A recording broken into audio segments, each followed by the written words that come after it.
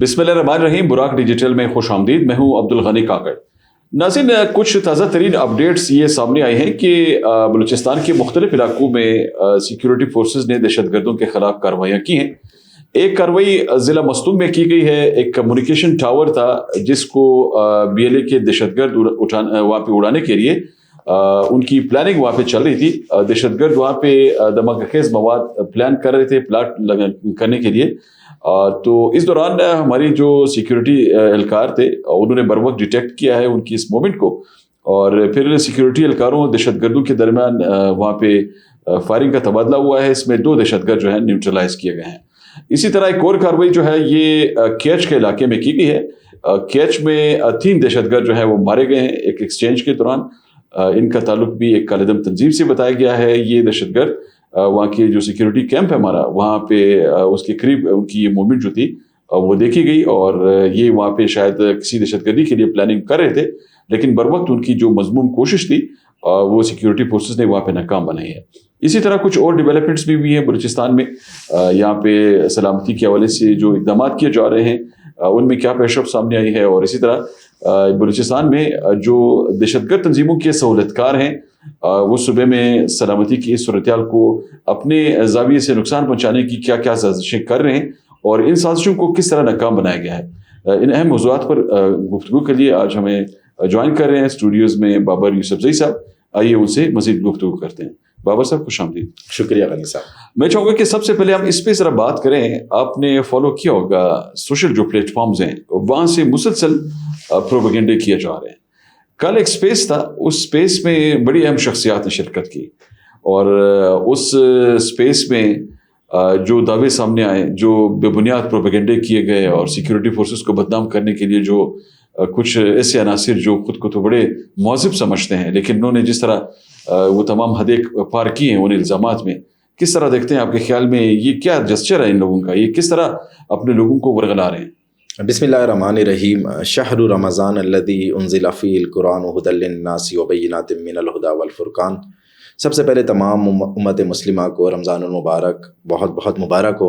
अल्लाह पाक तमाम उम्मत मुस्लिमा को और हम सब को रमज़ान की जो असल रूह है वो हासिल करने का मौका दे, और अल्लाह पाक इस बाबरकत महीने में हमारे प्यारे मुल्क पाकिस्तान की हिफाजत फरमाए और दुश्मनों की तमाम नापाक साजिशों को नाकाम बनाए।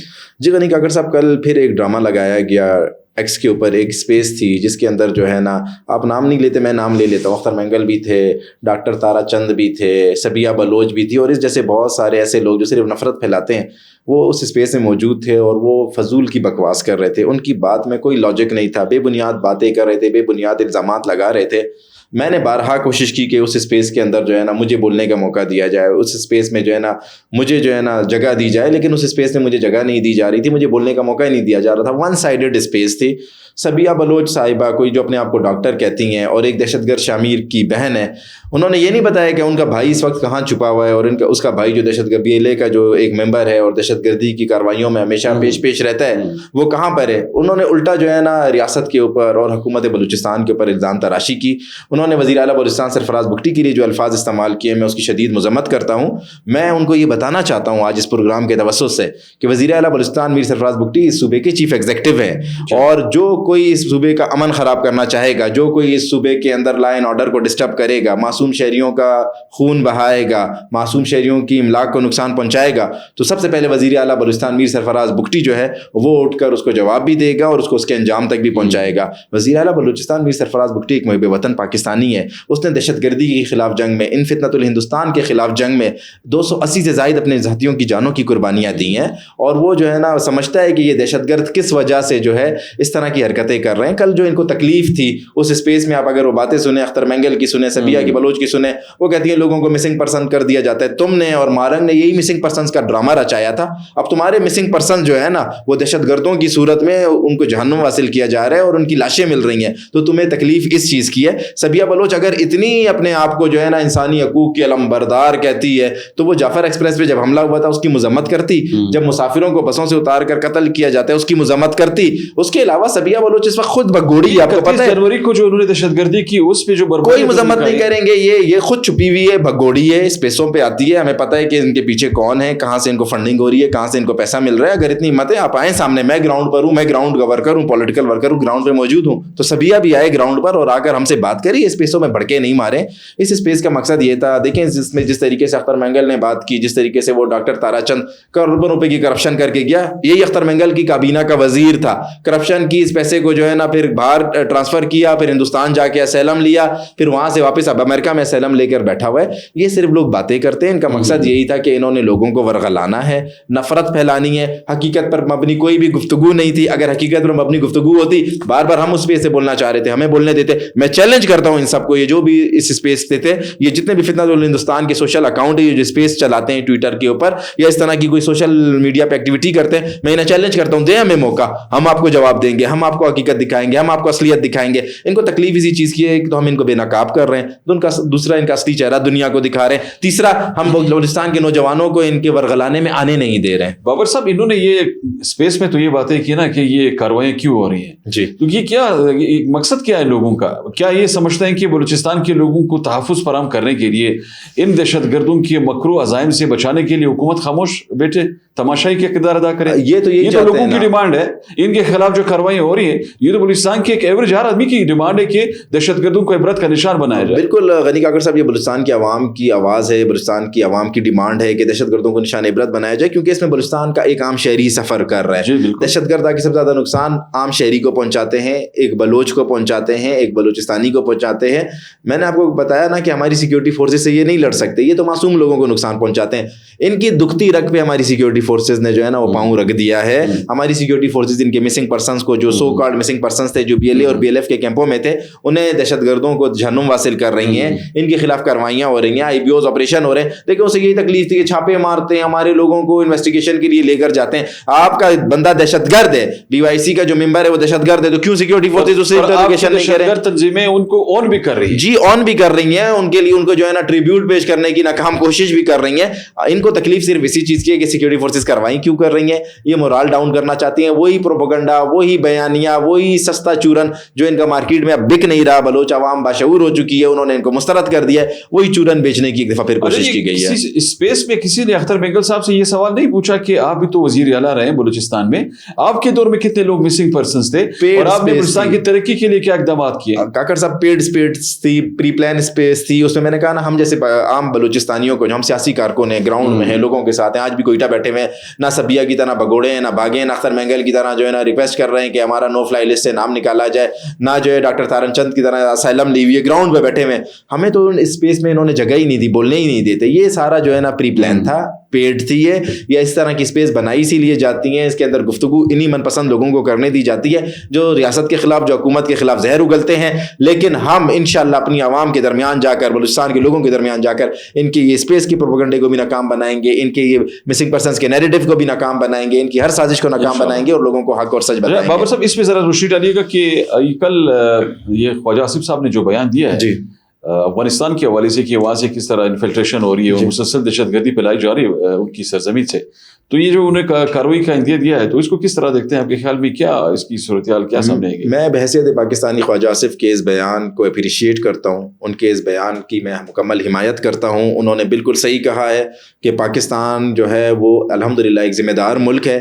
اگر کسی ملک سے پاکستان میں انوالومنٹ ہوگی, اگر کوئی ملک پاکستان میں دراندازی میں, دہشت گردی میں ملوث ہوگا, تو یہ وارننگ نہیں سمجھے, ہم اس ملک کے خلاف فضائی کارروائی بھی کریں گے اور اس ملک کو نشان عبرت بھی بنائیں گے. بہت ہو گیا, ہم نے جو ہے نا دہشت گردی کے خلاف جنگ میں بہت لاشیں اٹھا لی ہیں.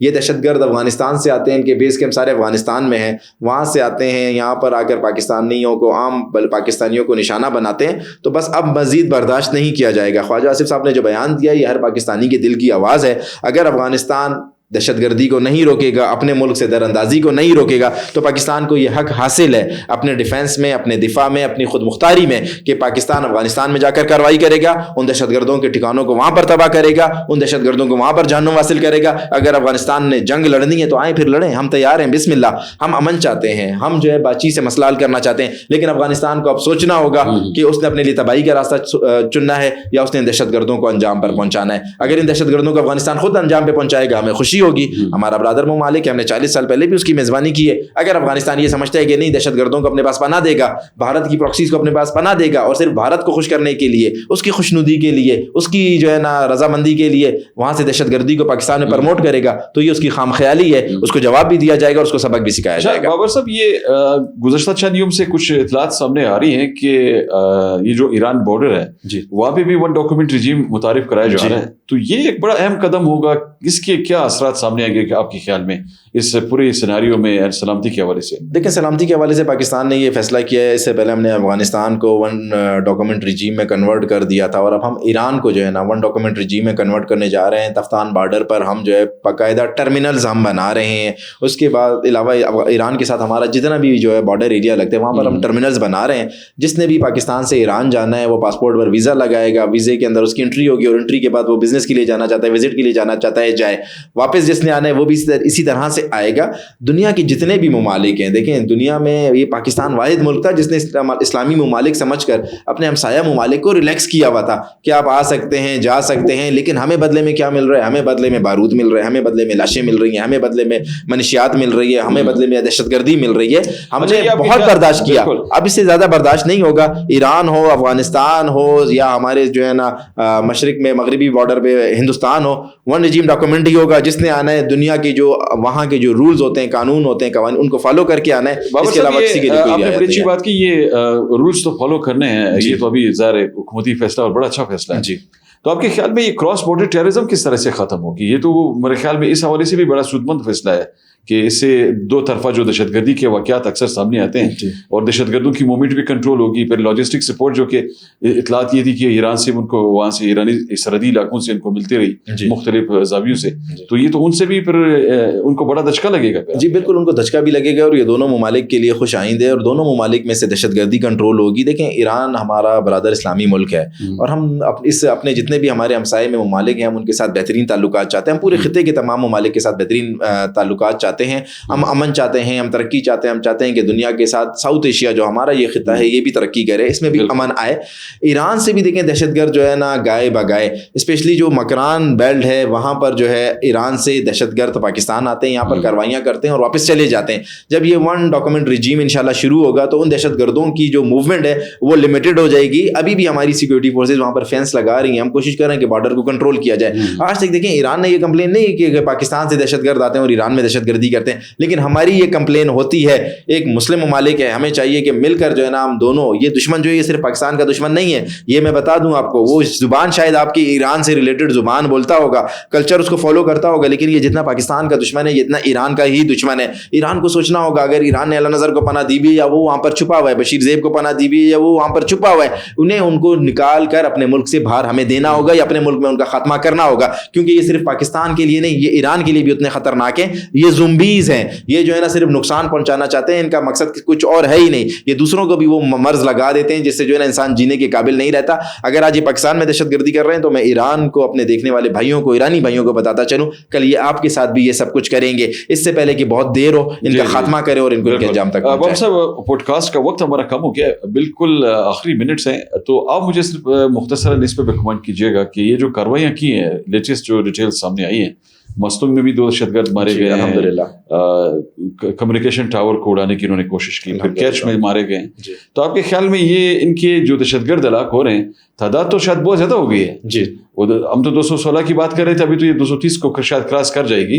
तो इतने ज़्यादा पैमाने पर इनकी दहशतगर्दों की हलाकत को ये आपके ख्याल में छुपाने की वजह से, बदनामी को उससे बचने के लिए, या अपनी नाहली अप्रूव जो उनकी हो रही है, उसे बचने के लिए इस तरह की ऊंचे हथकंडे इस्तेमाल कर रहे हैं या कुछ और रीजंस भी हैं? नहीं, वही बिल्कुल इसकी वजह यही है। 214 तो 16 तो आपने पहले बताया, कल 14 जो है ना 6-8 कोयटा में और 6 बारकान में भी जानों वासिर हुए। 230 सिर्फ नंबर यही हो जाता है। फिर 2 मसनून में देखें, ये जो दहशतगर्द हैं इनको अब पता चल गया कि इनका अंजाम करीब है।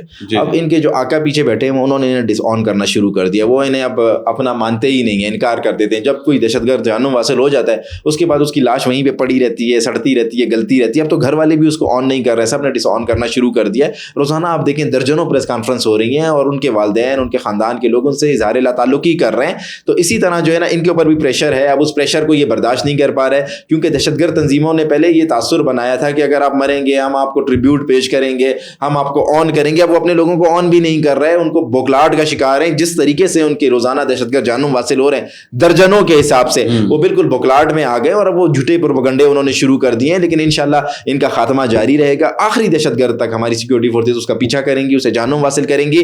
मैं बलूचिस्तान की आवाम को बताना चाहता हूं कि इंशाअल्लाह ये फैसला हो चुका है कि किसी भी दहशतगर्द को नहीं छोड़ा जाएगा, नहीं बख्शा जाएगा, किसी के साथ भी नरमी नहीं बरती जाएगी। इंशाअल्लाह आप देखेंगे कि आने वाले दिनों में इन तमाम फितनतुल हिंदुस्तान का और भारत की प्रॉक्सीज का, भारत के टुकड़ों में पड़ने वाले एजेंटों का, दहशतगर्दों का, माशरे के लिए नासूरों का, माशरे के लिए इन जालिम और कातिलों का खात्मा होगा इंशाअल्लाह। बहुत शुक्रिया बाबर साहब। नाज़रीन, आज आपने गुफ्तगू सुनी। आज के पॉडकास्ट में हमने बलूचिस्तान के हवाले से जो ताज़ा तरीन सूरत हाल थी उस पर गुफ्तगू की।